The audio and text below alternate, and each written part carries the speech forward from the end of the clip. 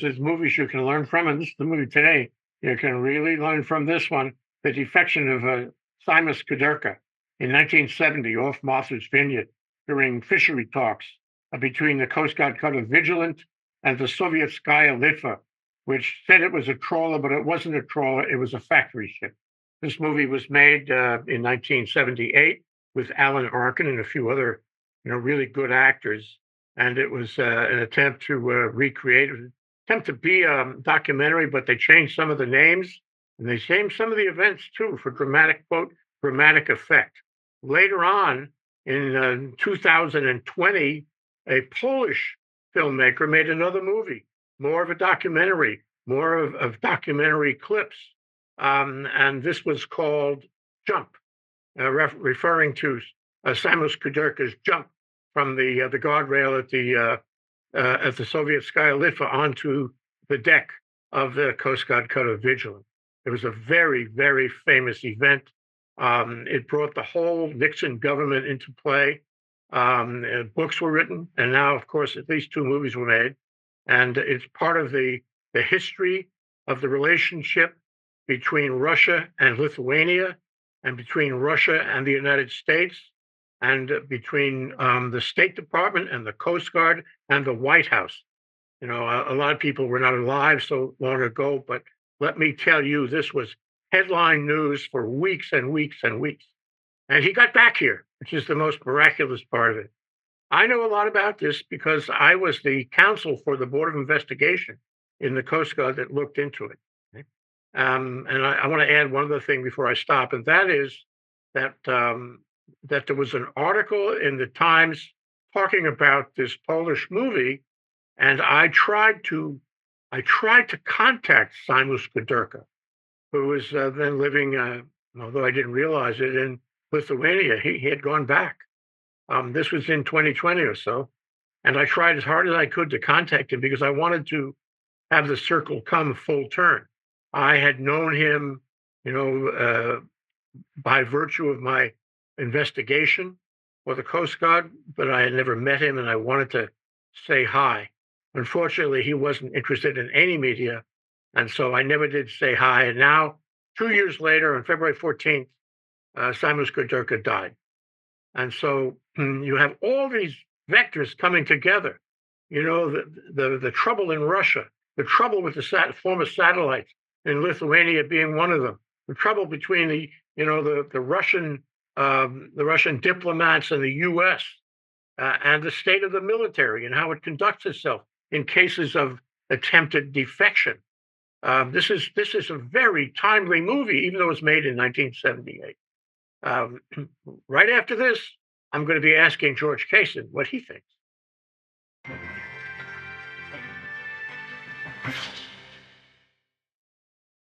Yeah, welcome to the show, George. Nice to have you, and I want to thank you for watching that movie. It's a very good movie. It's very watchable. I watched it myself, and I couldn't put it down. And I know the story. I know the true story, not the Hollywood story, but I liked it very much. Why don't you give us the broad outlines of what happened? This is the story of, as you said, of Simas Kudirka, a Lithuanian gentleman who was on a ship, and I think you said it was a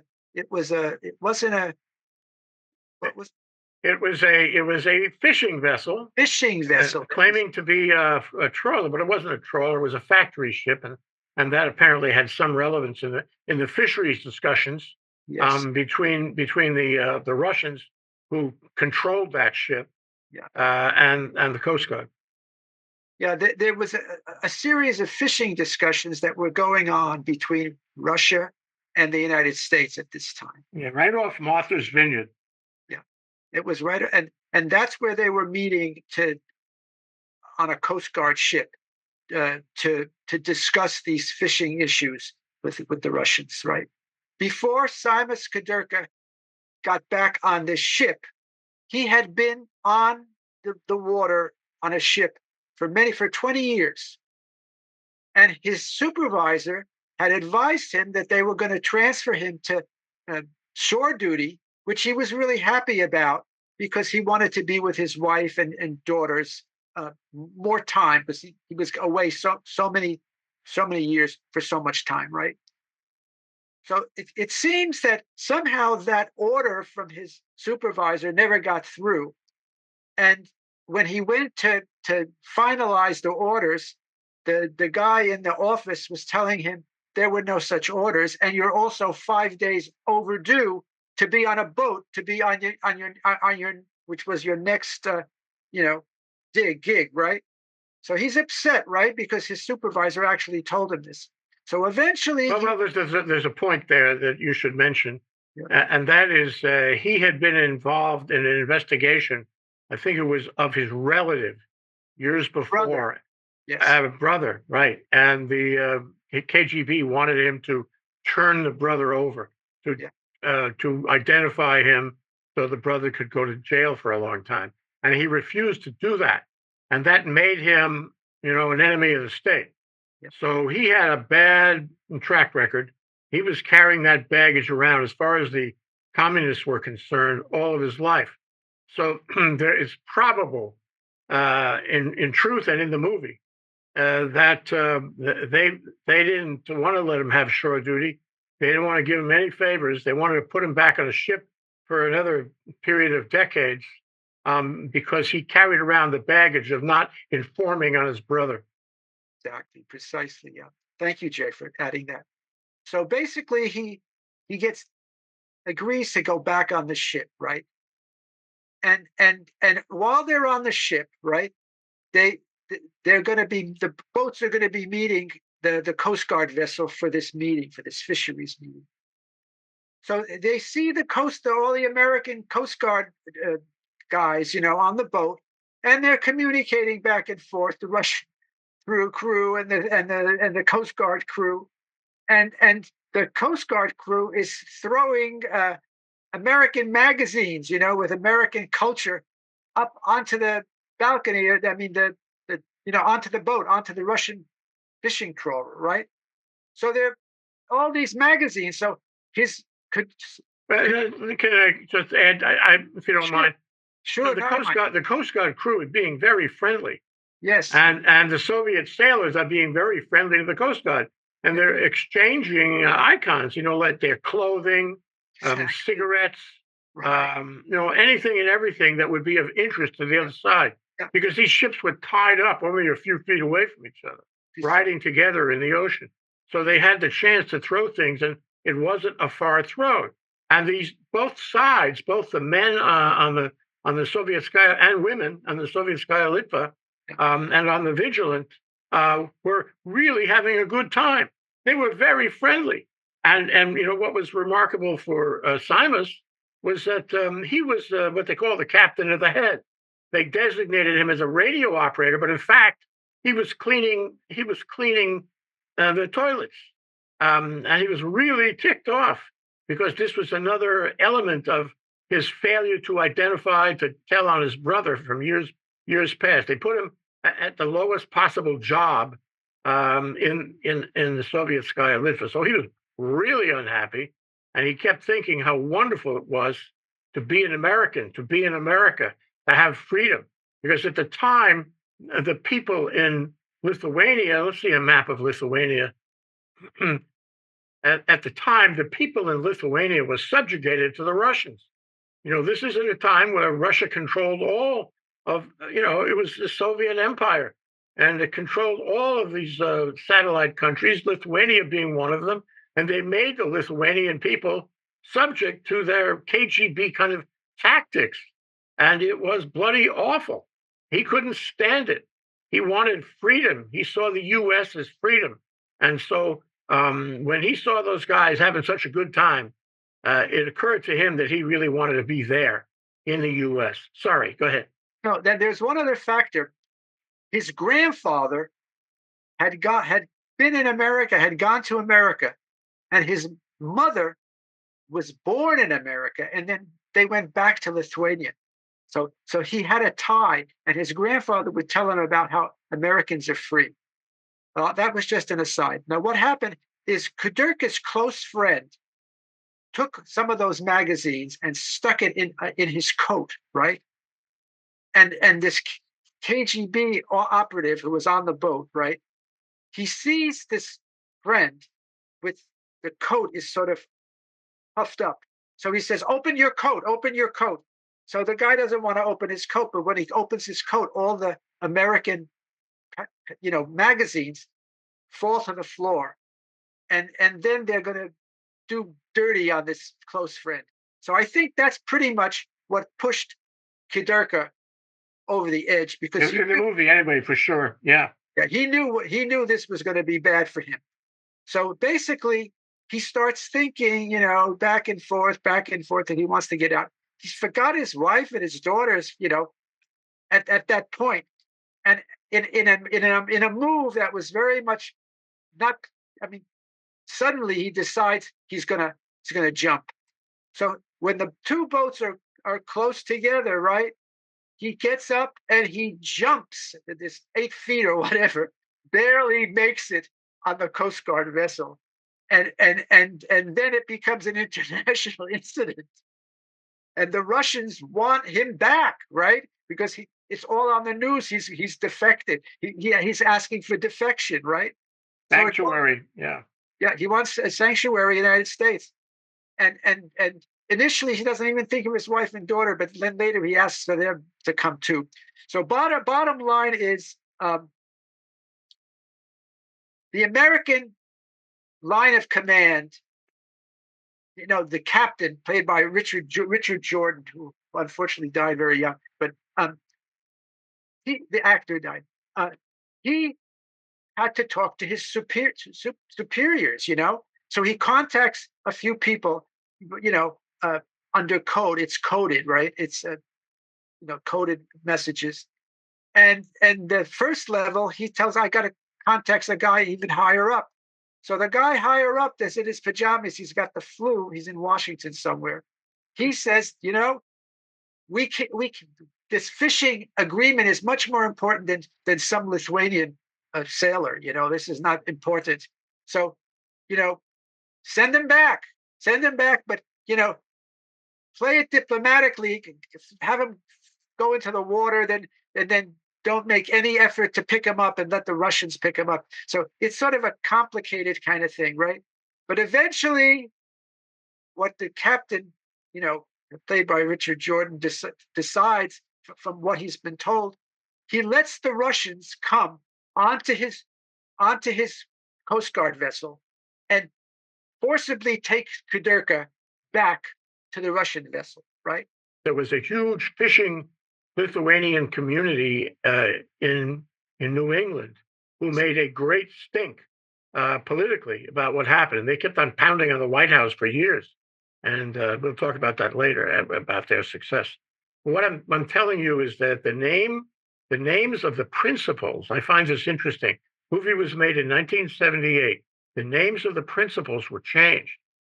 The admiral was a 2-star admiral. His name was William Ellis. That's his real name.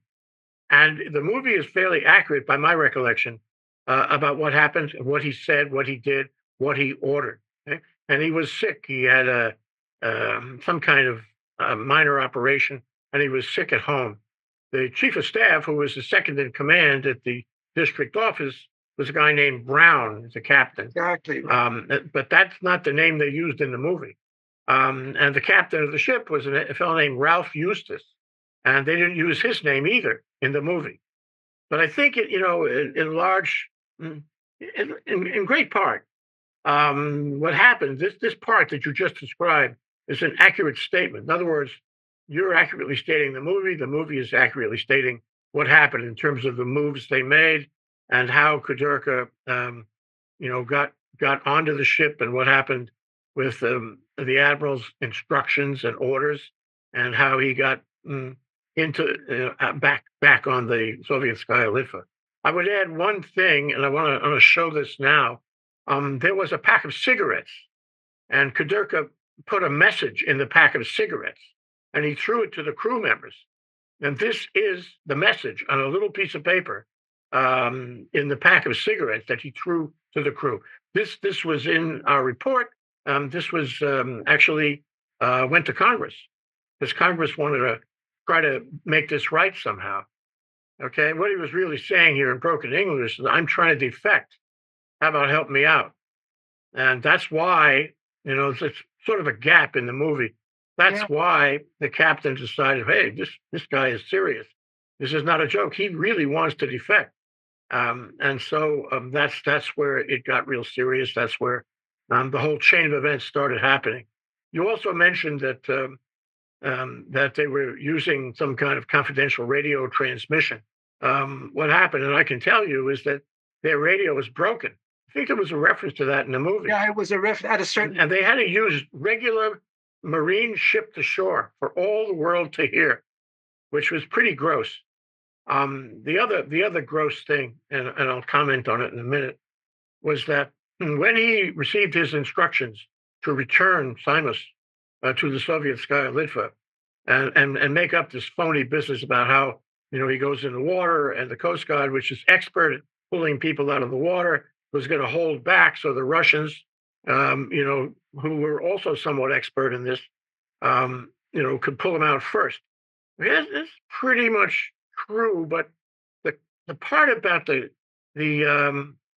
crew of the Vigilant, the crew didn't want to participate in any of this because they knew that this order was illegal. This was an illegal order against American policy. You don't give defectors back. We take defectors. If there's a decision to be made about the defector, it's made at the highest level. And that came through in the movie, and the crew knew better than the captain. And that's why they didn't want to participate in physically removing the man from the Coast Guard cutter and handing him over. So Eustace made this incredible decision, and that was his.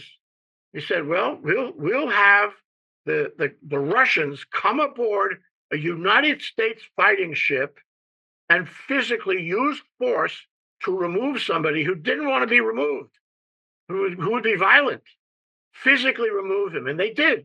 They put him in a blanket and they beat him to a pulp. They banged his head against a steel bulkhead and they removed him. And the crew was just absolutely astounded. And Eustace, the captain, stood by and let this happen. And when you watch the movie, I don't know about your reaction, George. And of course, at the time I was writing this report, it was really, really irritating. Really, you could get so angry by all the sequence of failures. And I can talk about that more, but we don't have time. That led to this horrible scenario where the man put his life on the line to come to the United States, knowing what the Russians would do if he was returned to them. And then the Coast Guard, hearing all of that, turns him back, lets them come and beat him up and take him off the ship. And of course, he went before a trial, and the movie says it was treason. They charged him with treason in Russia. That's him. And put him in jail until 1974, which we can talk about. Yeah, we can talk about what happened. But I'll do, as an aside, you mentioned that note, but the movie, I don't think ever mentioned that there was a note like that. That was not in the movie. I'm telling you, there was a note. Yeah. And I'm telling you, there were a lot of things that the movie didn't catch. They didn't catch. And they say that. They say that this movie was changed, the names were changed, and some of the events were changed for, quote, dramatic purposes, end quote. So 1974, a lot of Lithuanian cultural groups in the United States, New England, start lobbying their congressman, Hanrahan, or whoever, which is a lot of Lithuanians in his congressman's district, to turn this around, right? So there's a guy at the State Department, they're going and meeting with him and complaining. The head of the State Department is one of the big top people in the Department of State, played by McMacken or something, the actor John McMacken. And what happened is eventually they utilized the fact that his mother was born in America, because his grandfather and his mother was born in America, Kudirka's mother, and that Kudirka was born out of wedlock. So they didn't know who his father was. So the mother was the one, and she's an American, born in America. And even though he was born in Lithuania, he's an American, right? Because his mother's an American. So eventually, and the Russians were sort of backing down because they didn't, they didn't want to make a big deal about this one guy. So eventually they free they and the scene that really bothered me is when they take Kudirka and they tell him to put on his clothes and they put him in this black limo or whatever, and they're taking him to some site, right? And the driver's got a gun and he's playing with the gun, getting the gun ready to. So he says, am I going to be killed? And the Soviet official next to him says, you're asking a political question. And he says, what do you mean political? And the Soviet official says, assassinations are always political. This guy's scared to death that they're going to kill him, right? But lo and behold, they just did this to screw with his brain, right? Make him crazy. So basically, they drop him off on an abandoned road out in the wilderness, right? And then another car comes from the American embassy and picks him up, and they take him to America. And then they negotiate his wife and his two daughters to come to America too. So it was. This is how the thing ends finally. But diplomatic. I don't really blame the captain because he was just following orders from. It depends on how you look at it. I wanted to raise that.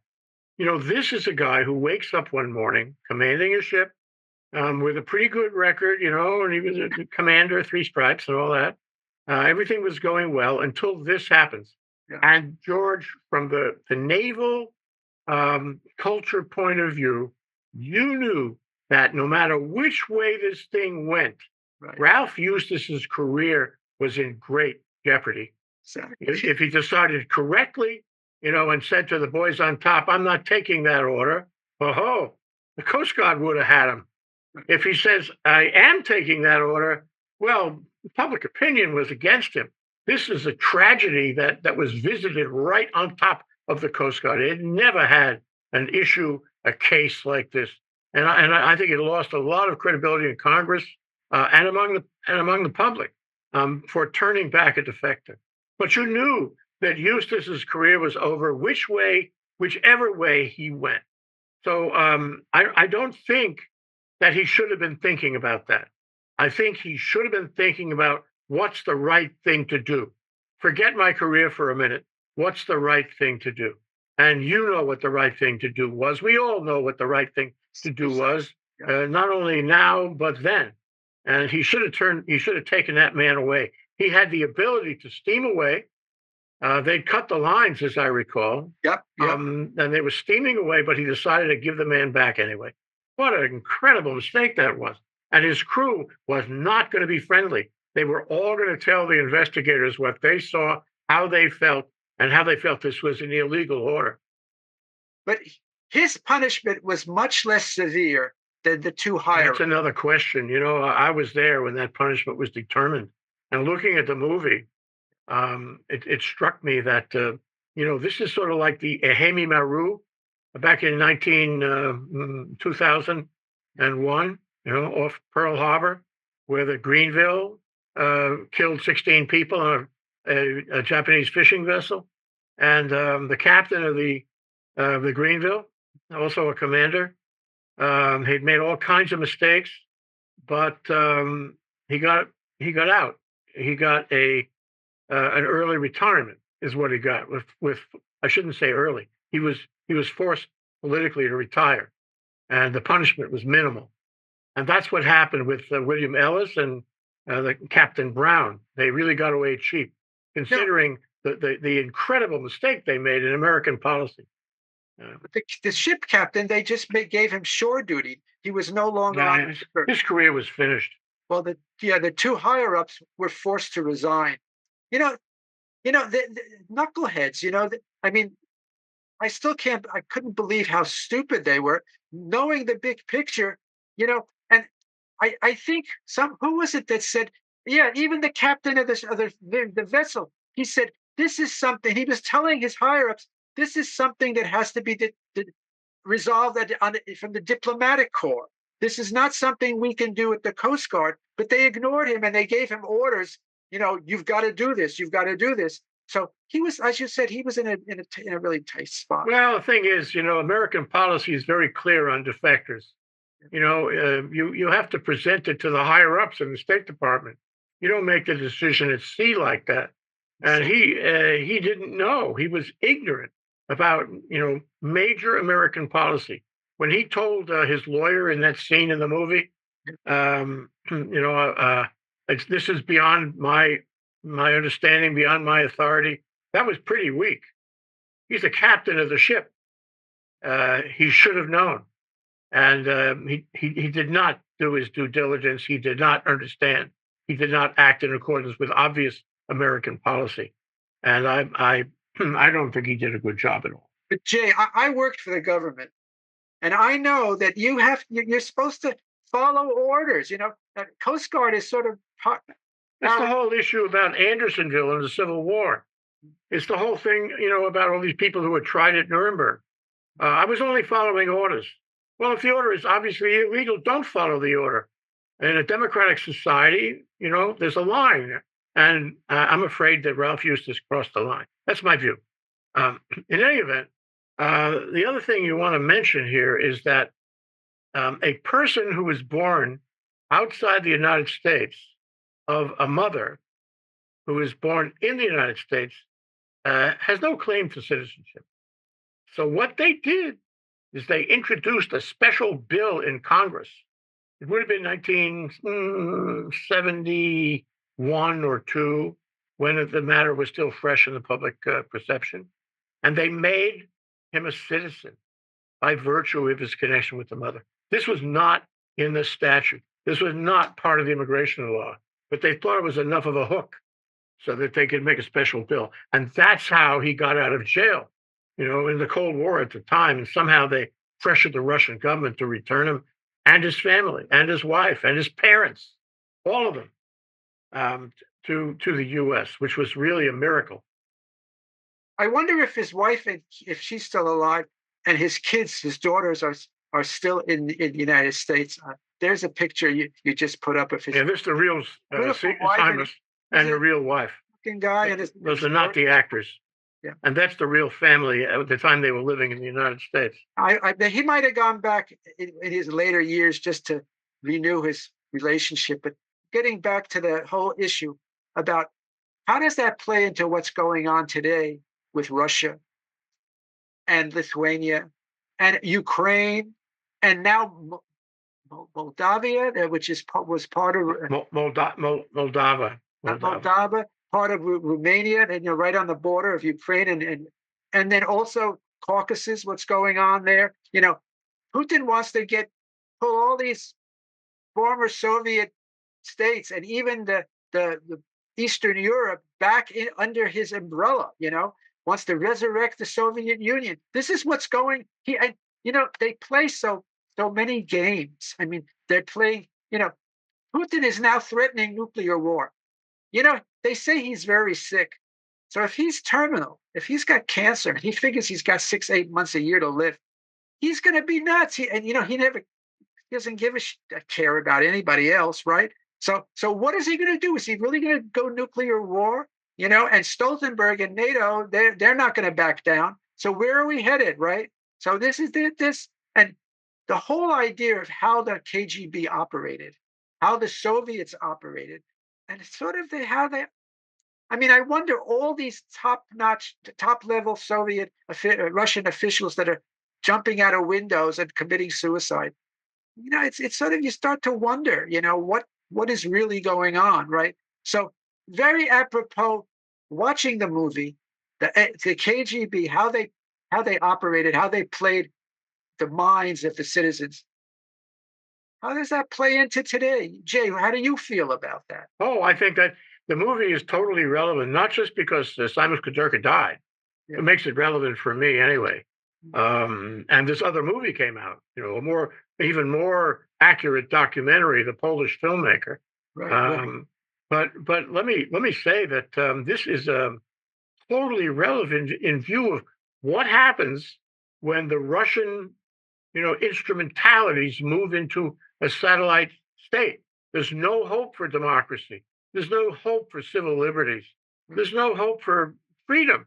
And that's what, in 1978, that's what Alan Arkin was saying.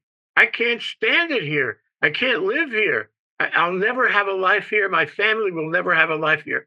I will take the jump. I will leave. Again, and why this is relevant is that right now, today, if Putin takes over Lithuania and Latvia and Estonia and Poland and Belarus, all these places, and moves his instrumentalities, the Russian government style, into those places, there are going to be a lot of Simas Kudirkas. That's what. That's right. And it's going to regress back to the was in the Cold War. And that's why this movie is so important right now. Made in 1978, totally relevant now. Even with Georgia, when he invaded, he took those two parts of Georgia and incorporated, just like Donbass and the other Ukrainian things. That's his game. So he took parts of Georgia, and then he's maneuvering in the other places in the Caucasus to take back all of those territories. So, and as you said, they're going to lose all their freedom. That's why the Ukrainians are fighting so hard. They don't want to be under this former KGB operatives, reign. That they want their freedom. So this is very apropos. What do you think of the original 1978 movie? Rate it. Well, I want to be more comprehensive about it, in the sense that where does it fit? Is it a movie we can learn from? Right? Yeah. The title of our show. Yeah. And the answer is yes. It's a movie we can learn from, and I would give it a 9. And only I'm a little reserved about the fact they changed the names and they changed some of the events, and so the public was getting a Hollywood dramatized story of the reality. But the press was saying this is a relatively accurate representation of the reality. Well, it was in some ways, but not in all ways. I guess it was, in the sense that these mistakes were made, and it was horrible what happened. If you look at it from that point of view, from the national policy and military justice point of view, it was horrible that this happened, and that nobody really paid a high price for the apparent destruction. The only salutary fact is that he did get out of prison. He did get back from Siberia to New Jersey or wherever it was, and so there's a happy ending. Although he gave up a lot of his life and a lot of his happiness because this happened. He thought he was making the big break, and I think Alan Arkin did a good job in portraying the horror, the horrible experience when the Coast Guard, turned him back. That was just horrible. And Eustace said to him in the movie, "I'm sorry." "Not enough, buddy. Not enough that you're sorry. It's bigger than both of us." Sorry, you ruined this guy's life, and it's only lucky that there's relatively speaking, a happy ending.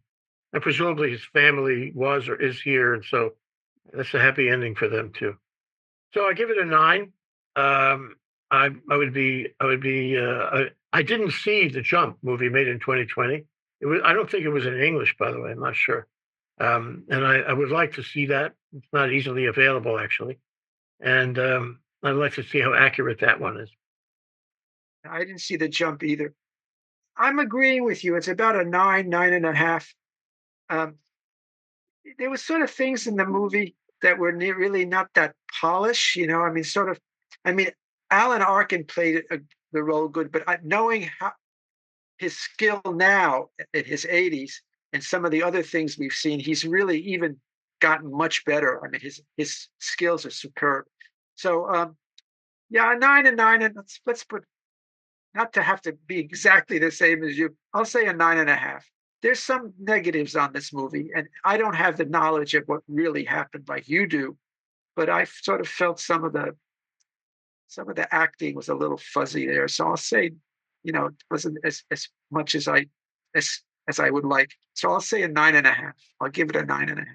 One other comment is that when Simas Kurdirka died 2 weeks ago, the press in Europe and in Lithuania made a big deal about it, and they called him an activist and various names to suggest that he was doing great service to the state, to the people, and all that. I never learned that from my investigation. I think maybe it was glossed later when he made a big stink to get out of jail, and he yelled at the judge. Remember that scene in the movie? He yelled at the judge, "You call me a traitor, I'm calling you a traitor." He was very unhappy with the Russian, the Russian thing in Lithuania. But what I was interested in is that when he died, there's all this press in Europe, more in Europe than the U.S., although the Times covered it, and that's important. And then we have the new movie, which has not really been all that well promulgated, and that's important that we learn. And then you and I can do this show, and we can talk about what happened in 1970, 71, 70, and in 1978 in the movie. And so it's worth remembering, is what I'm saying. All of this is worth remembering. And bottom line, your term, is that we should not forget him. We should not forget what happened. We should not forget the extraordinary difference in civil liberties and quality of life in a democracy versus what happens in Russia or in any country that Russia takes over, makes into a satellite. The story of Simas Kurdirka is a story that would be repeated many, many, many, many times if they took over, the Russians took over Ukraine, and they were trying hard, and these other former satellite countries. It would all play out again, and the movie would happen again. And that is the value of this movie and this review. Thank you for this. This has opened my eyes as well. Movies I could learn from. I learned from this movie. Thank you, George. Thank you for sharing and letting me share. Thank you. And we'll be back in 2 weeks with more You Will See movies you can learn from. Exactly. George Casen. Thank you so much.